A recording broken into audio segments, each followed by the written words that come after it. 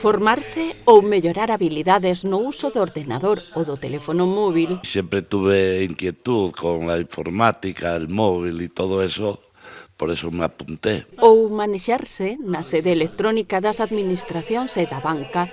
Son algúns dos logros conseguidos polo alumnado do programa E para digitalizarse Lugo. De consultar, por exemplo, coa agencia tributaria ou con catastro. Temas sanitarios, tema de renovar certificados. O programa busca, pois, sobre todo, romper un pouquiño esa brecha tecnolóxica, non?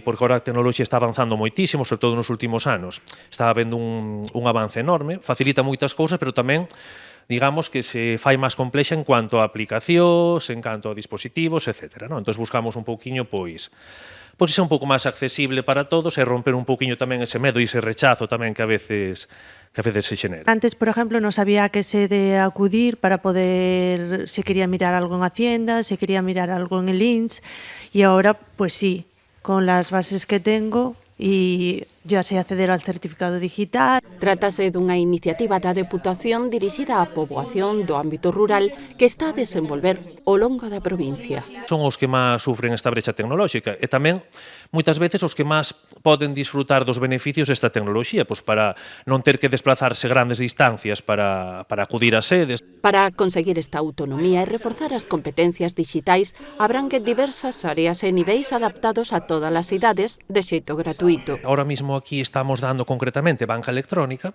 pero tanto en Barreiros como noutros concellos demos tamén outros como uso do móvil, informática básica, certificado digital e outros métodos de identificación coa administración tamén.